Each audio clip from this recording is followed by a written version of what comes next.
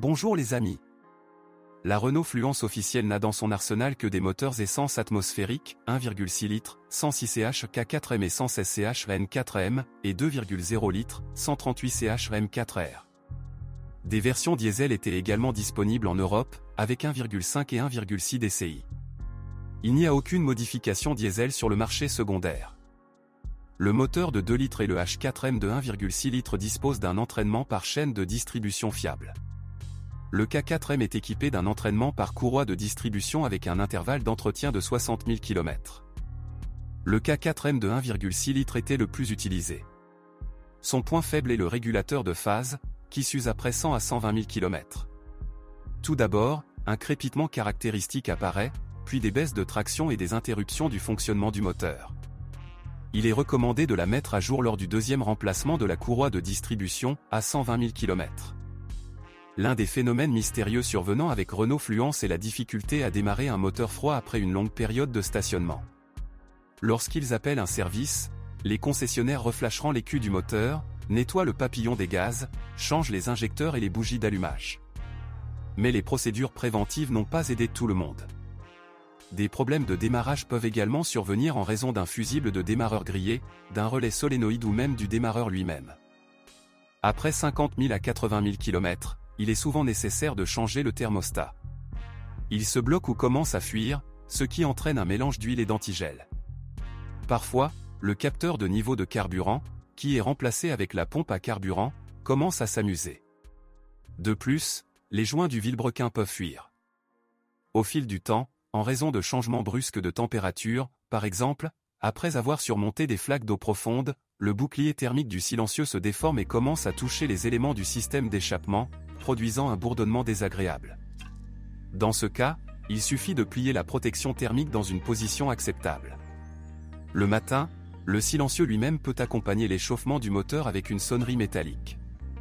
Et entre 100 et 120 000 km, la bague d'étanchéité du système d'échappement brûle souvent, un rugissement caractéristique apparaît.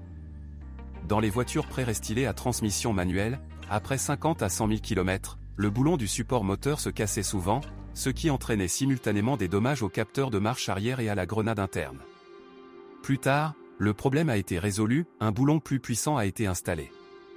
Renault Fluence avec un moteur de 1,6 litres était équipé d'une transmission manuelle à 5 vitesses, JH3, ou d'une transmission automatique à 4 vitesses, AL4DP0.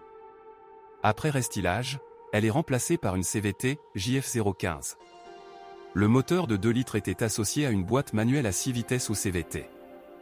Le principal reproche concernant la mécanique concerne les contractions au moment du démarrage après une longue période de mouvement dans un embouteillage. Les concessionnaires ont mis à jour le kit d'embrayage sous garantie si le kilométrage ne dépassait pas 30 000 km. Selon eux, le problème réside dans le disque d'embrayage, que le constructeur a ensuite amélioré. Mais après le remplacement, le problème réapparaissait souvent. Cependant, le maître-cylindre d'embrayage ou la butée de débrayage peuvent nécessiter une attention particulière. Après 80 000 à 100 000 km, certains propriétaires notent l'apparition de bruits parasites dans la transmission manuelle. Les mécaniciens affirment que c'est une caractéristique de son fonctionnement, les roulements hurlent. En hiver, après une nuit de stationnement, le levier de vitesse devient souvent raide ou ne bouge pas. La raison en est le gel de l'humidité emprisonné sous la gaine du câble. Le séchage et la lubrification de l'ensemble éliminent le problème pendant une courte période.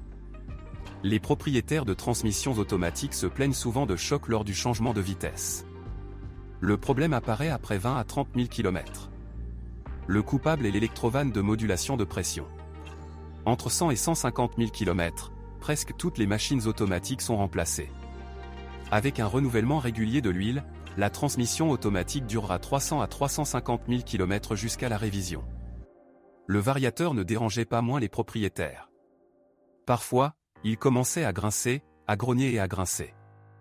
Le problème s'est avéré être connu du fabricant. Tout s'est produit en raison de l'affaissement de la courroie du variateur à des régimes moteurs de 900 à 1100 TR/min ou plus. Le traitement a été réalisé en mettant à jour le programme de contrôle du fonctionnement du variateur. Après 50 à 100 000 km, des secousses et des chocs apparaissent de temps en temps.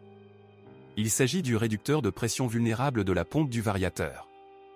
Le planétaire et les roulements peuvent également tomber en panne.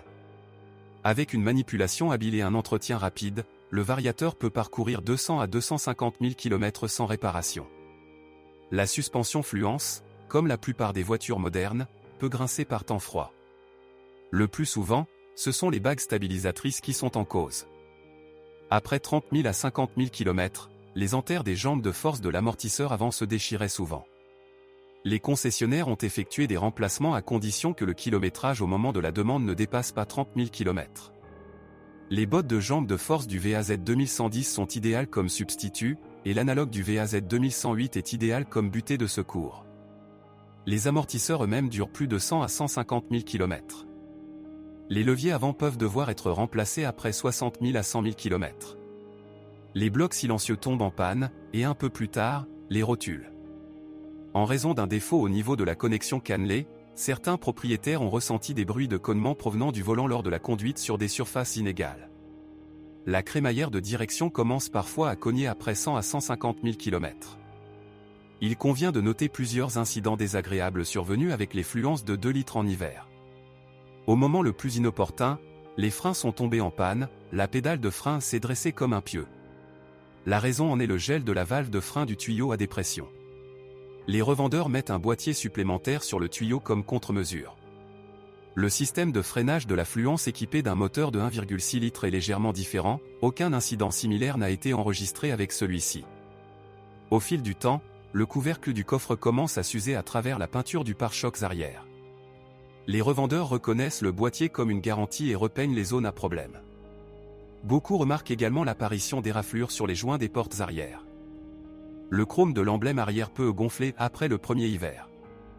Des problèmes similaires se produisent sur l'emblème avant, la garniture inférieure de la calandre et les garnitures PTF. L'intérieur commence bientôt à grincer. Un bruit de cliquetis apparaît au niveau de la ceinture de sécurité et des appuis-têtes avant. Le volant se détachait parfois dès la première année de fonctionnement. Et en hiver, les empiècements en cuir des sièges avant éclatent souvent. Les gouttes hivernales provenant du plafonnier ou des pare-soleils ne sont pas rares pour une voiture moderne. Un phénomène similaire est observé ici. Lors d'une utilisation hivernale, de nombreuses personnes se plaignent d'une jambe gauche gelée. Une raison possible est un espace entre les conduits d'air, à travers lequel pénètre l'air froid. Le moteur du ventilateur de chauffage peut tomber en panne après 100 à 150 000 km. Bientôt, le bouton d'ouverture du coffre cède également. La radio standard a souvent des problèmes, elle s'éteint, réinitialise les paramètres, crache ou ne lit pas les disques, ou éteint les haut-parleurs. Dans le même temps, beaucoup se plaignent d'une mauvaise réception des stations de radio et, après 5 à 6 ans, les boutons de la radio peuvent commencer à se décoller. En général, les dysfonctionnements électriques mineurs ne sont pas étrangers à Fluence. Le plus souvent, tout se guérit simplement en coupant le contact, ou en resserrant les cosses de la batterie. Si vous connaissez d'autres dysfonctionnements de modèle, assurez-vous d'en parler. Bonjour les amis, vous cherchez une voiture d'occasion, vous devez prêter attention au site web carm.pro. Carm.pro est grand catalogue de voitures, moteurs, boîtes de vitesse. Et le meilleur, c'est que vous pouvez trouver des informations sur les pannes de n'importe quelle pièce, complètement gratuit. Allez sur le site web carm.pro et découvrez tous les éventuels points faibles des voitures d'occasion.